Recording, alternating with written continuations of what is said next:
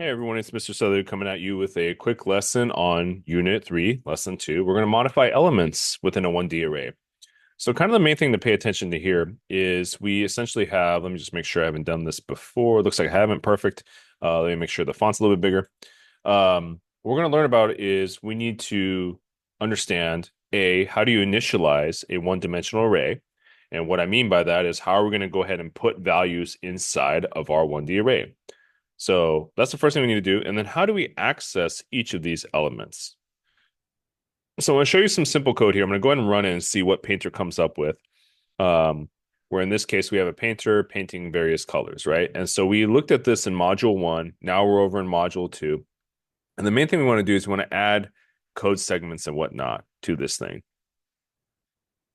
And so when we do this, what we're going to look at is we need to find out a way of creating a painter object that's going to go ahead and paint certain colors in a one-dimensional array. So it's going to fire right down the line, coral, pink, orange. Okay.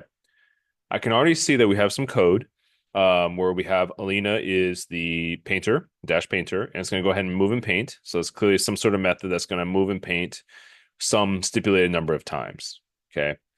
The main thing to pay attention to is first off, line 6, where we have a case where we have a one-dimensional array. I can tell that by the square brackets called paint colors, and it's a string data type. So the only thing that this thing can hold is text. And right off the bat, I see using curly braces, we have 1, 2, 3 colors listed here. So two birds with one stone here. We're able to declare a one-dimensional array called paint colors, and at the same time fill it or initialize it with values, coral, pink, and orange. Okay. So now what we're going to do is when we get to paint colors on line 13, this is important. What we're saying here is I'm going to add some code to help show you, just because I don't have my PowerPoint available, is when we create a one-dimensional array, there has to be a way to identify, essentially, I call them parking spots in my class, but like where these values exist. So in a one-dimensional array, imagine if I had like I don't know, a grocery list or a student roster when I take attendance. Typically, our student rosters in class are alphabetized. So if I need to pick a random student from my roster of students of, say, 30 kids, then I can't just randomly choose a student without choosing a number. So each one of them have a number assigned. So if you ask me, hey, who's the 15th person on your list of your roster, it would probably be someone with a last name of like K or L or whatever, right? So much in the same way, what I'm going to do is I'm going to go ahead and label these as index values. So coral would be in the index value 0, pink would be 1, orange would be 2. In Java, we start counting from 0. So that's kind of how that works. What's confusing is we'll talk about, in this case, the first element is coral, the second element is pink, the third element is orange, like when we talk in English. But in terms of Java, what it's concerned about is index 0 is where that word coral will exist. So in this case, what we're doing in line 14 is just taking the paint colors array. It's when you put a number inside the square brackets, it's accessing that index value 0, which is the word pink. So it's going to go look at the first index number of this array, and it's going to choose pink. However, in this case, remember the equal sign in Java means it's an assignment operator.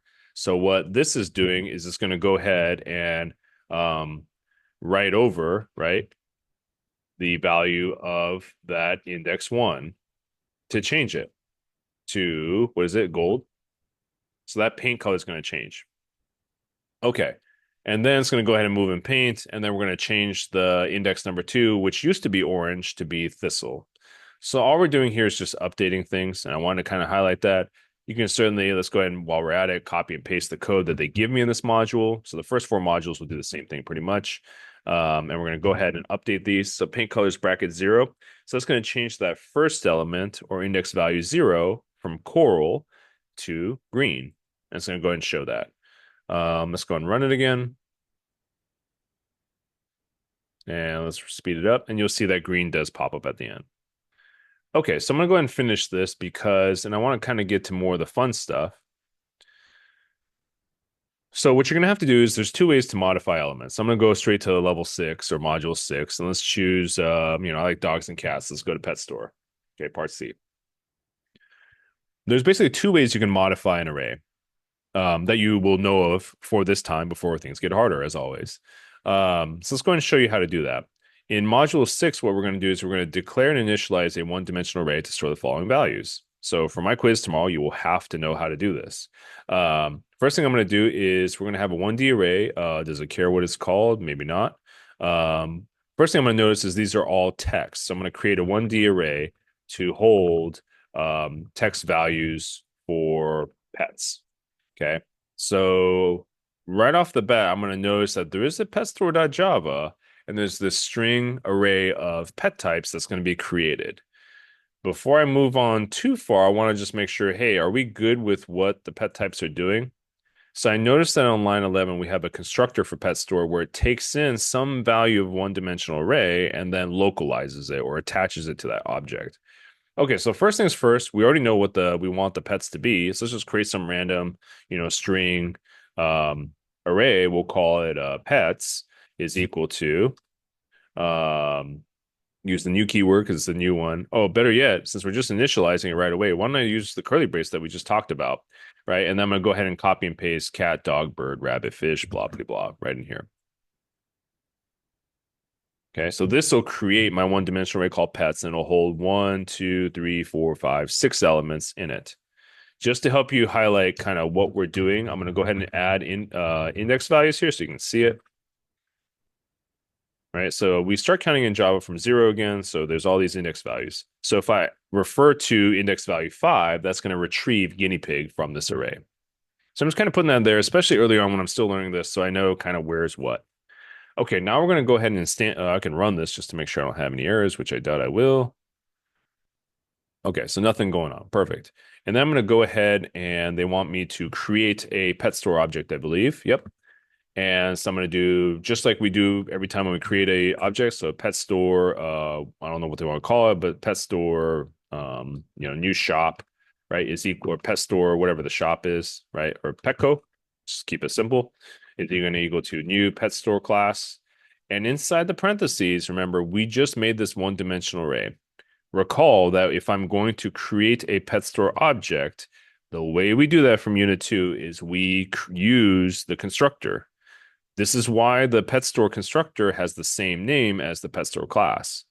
When I want to create a pet store object, it is taking on the attributes and everything that pet store class has and uses this line 11 to create that pet store object.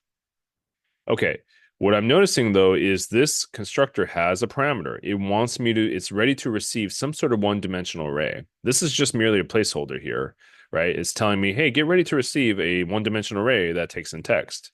Well, guess what? I already have this one-dimensional array created that takes text, and that's pets. So let's go ahead and put that in there. And then now I'm able to create that new pet store object. I'm going to run it every line of code just to make sure I'm not messing up on anything and there's no errors. Okay, then the last thing I need to do is just print it. In this case, do I have a toString? Probably not. Oh, they already made me a toString, so that's great. We need the toString to print objects. We remember that from, I think it was lesson 10 in Unit 2. So to print this thing, we're going to go ahead and do system.out.println because we have a toString method, and we're going to go ahead and print, the Petco object, sorry. There we go. Now we can run it, print it, check it out. Yep, and there they all are. So this is all coming from that toString method on how to print it. Go ahead and test it if I even need one. And I pass the test, so I move on. Let's go to module 7 now where things get a little bit more difficult. So in module 7, okay, I already did quiz grades, but why not? I think I did array painter in the class, but quiz grades, we can all as students relate to that. Let me just go ahead and clear this because I already did it in class. Okay, so I'm gonna go ahead and start over. So in this case, what's happening is we have some sort of class, and it looks like someone's test score, or there's a 1D array of integer values created called weak scores, and it has these 5 numbers in it. We have some sort of new object named Tessa, who's a student, presumably, and they are spawned or initialized or declared with, they're instantiated with the name Tessa, and they're going to take into the account these one-dimensional array of test scores. And then finally, it looks like they print it. Let's go ahead and run it just to see what this thing outputs. Okay, so I see the name Tessa and the test scores. Cool. I'm going to go ahead and check out what's in student.java, just see, am I missing anything?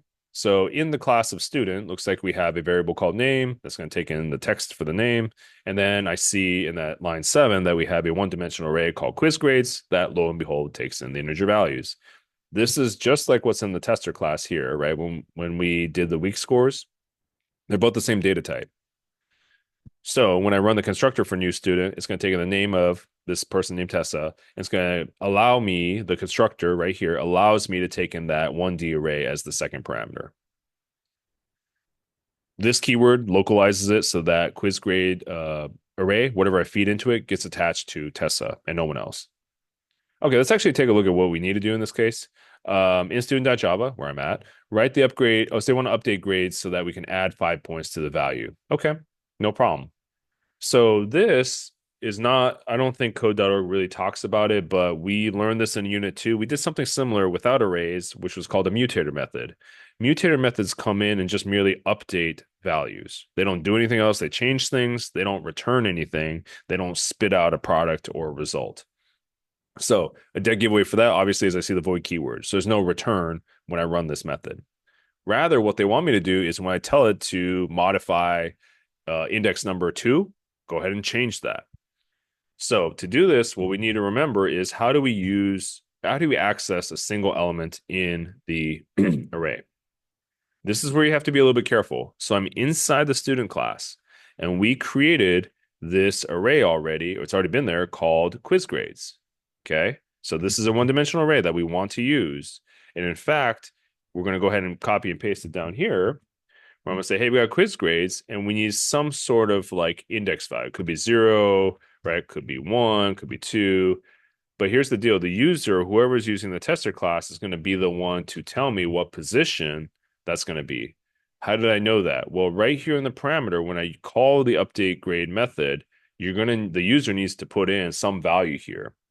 So when I reference or when I call up the one-dimensional array, I need to tell it like, hey, they want me to take a look at position number 3.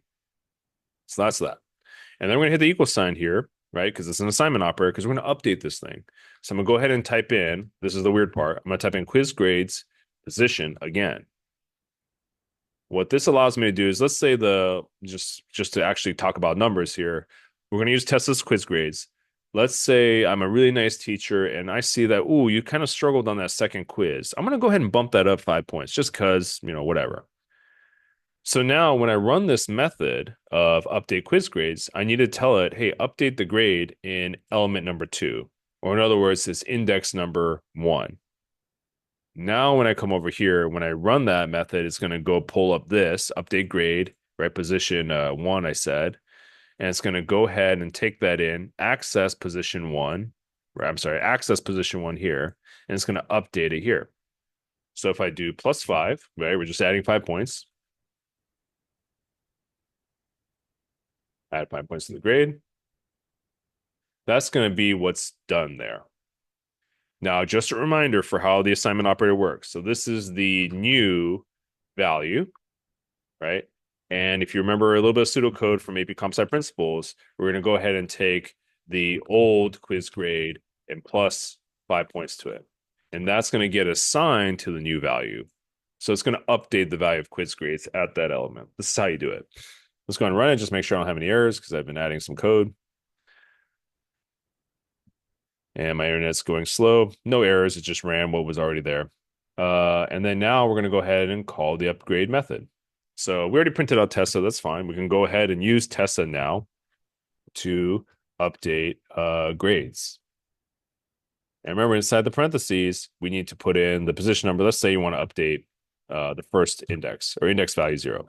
This is going to update that 77 to 82, right? If I add 5.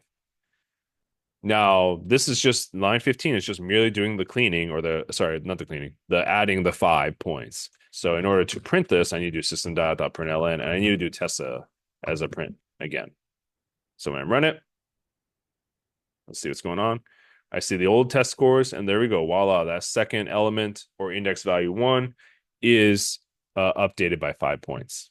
When I test it, looks like I succeed and everything is good. So hope this helps, and let me know if you have questions.